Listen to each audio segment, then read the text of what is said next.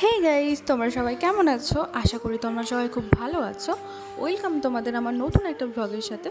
তো আজকে অনেকটাই সকালে উঠে গিয়েছিলাম, কারণ শুভম অনেক তাড়াতাড়ি বেরিয়ে গিয়েছিল। আর আজকের দিনটা ছিল রথযাত্রার দিন, যেহেতু আমি ভিডিওটা পরে এডিট করছি তাই জন্য।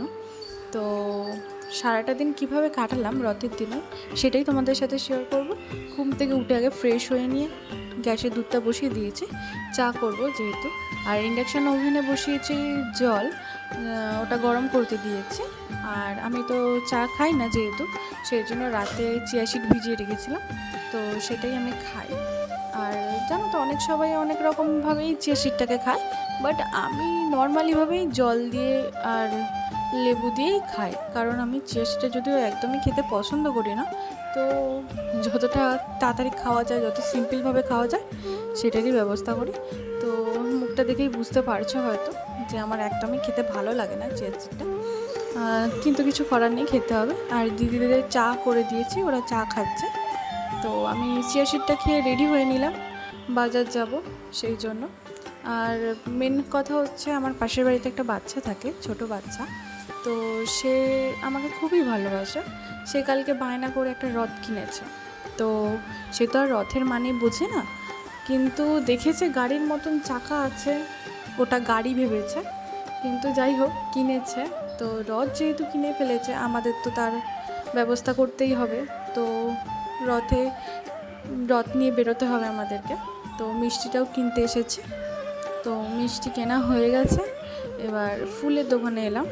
ফুলও নিতে হবে, যেহেতু রথ কিনেছে, রথটা সাজাতেও হবে, ওই জন্য ফুলটাও কিনে নিলাম। ফুল মিষ্টি কিনে এবার বাড়ির দিকে আগালাম।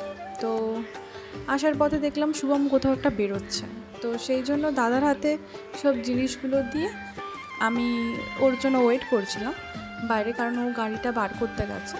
সেই জন্য আমি জানি না শুভম কোথায় যাচ্ছিল, বাট ও যেহেতু গাড়ি বার করতে গেল সেই জন্য আমি দাঁড়িয়ে পড়লাম। তো বায়না করছিলাম ওর সাথে যাব, তো কি করবে, বইয়ের আবদার তো রাখতেই হবে। বাট এসে যা বড় ফেসে গেছি আমি। বাট এত রোদ্দুর, এত রোদ, মানে পুরো ঝলসে যাওয়ার মতো। কিন্তু বাড়ি আসার সময় ঠিক উল্টোটাই হয়েছে। পুরো যতটাই রোদ দেখে গেছিলাম তার উল্টো, একদম মেঘে ভরা পুরো। ভাবছিলাম এই না মনে হয় বৃষ্টি আসে। তো বাড়ি এসে খাসির মাংসটা ধুয়ে তো রান্না চাপিয়ে দিয়েছি, যেহেতু শুভম বেরোবে আবার। তো সকালে বেরিয়েছিল, আবার এসে গেছিলো, তারপরে আবার বেরোবে, সেই জন্য তাড়াতাড়ি করে রান্নাটা চাপিয়ে দিলাম। রান্না করতে করতে দেখি এই যে এসে গেছে একটা পুচকি। তো ওর আবদার, ওকে সুন্দর করে সাজিয়ে দিতে হবে। আর এই যে ঘন্টু মশাই, তার রাগ হচ্ছে, ওকে আদর করছি তাই। দেখো কি মিষ্টি না লাগছে তাকে, খুব সুন্দর। ও খুব কথা বলতে পারে আর কি, খুব মিষ্টি একটা মেয়ে। তো যাই হোক, ওকে সাজিয়ে দিলাম। আর এই যে ওকে মিল করিয়ে দিচ্ছি হিংসুটিটাকে। তারপরে ওকে খাইয়ে দিলাম। ও তো আমার কাছেই খায় সকালবেলা।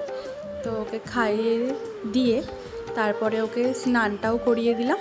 স্নান করিয়ে দিয়ে তারপরে আমি ওর একটু দুপুরবেলায় রথটা সাজিয়ে দিয়েছিলাম, আমিও নিচে খাওয়া দাওয়া করে রথটা সাজিয়ে দিয়েছিলাম। তারপর নিজে রেডি হয়ে বেরিয়ে পড়লাম। তো রথ নিয়ে বেরিয়ে পড়েছে, তো ওর কাকাও চলে এসছে। তো তার আবদার হচ্ছে কাকার সাথেই সে প্রথম রথটা টানবে, তারপর বাকিটা রাস্তা তো ইতিহাস হয়ে গেছে, কারণ আমাদেরকে দিয়েই রথটা টানিয়েছে। সারা রাস্তা ও কোলে করে এসছে। তো এই যে আমাদের এখানে একটা বড় রথ বেরোয়। তো আমরা বাড়ি চলে এলাম, এসে প্রচুর ক্লান্ত হয়ে গিয়েছে, এত ঘন্টু আমাদেরকে হাঁটিয়েছে, কিন্তু নিজে হাঁটেনি।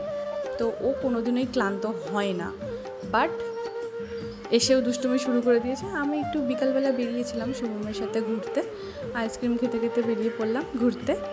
তো কী করব, সারাদিন ঘন্টুকে নিয়েই মেতেছিলাম, তো একটু বিকালবেলা ঘুরতে বেরালাম।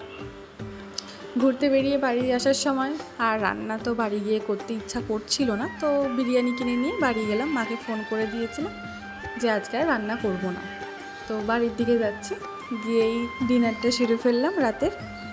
খেতে খেতে এটাই ভাবছিলাম, ভিডিওটা যে বানাচ্ছি কবে যে আমি এডিট করে উঠবো আর কবেই যে আমি পোস্ট করব সেটারই ভাবছিলাম। তারপরে রাতে আমার ডেইলি কাজ, যেটা স্কিন কেয়ার করা, তো সেটাই করে নিচ্ছিলাম। তো ব্লগটা আজকে এতটাই থাকলো, ভালো লাগলে একটা লাইক করে দিও, আর নতুন ব্লগ দেখার জন্য চ্যানেলটি সাবস্ক্রাইব করে রেখো। তো আজকে এতটাই, ভালো থাকবেন, সুস্থ থাকবেন, টাটা।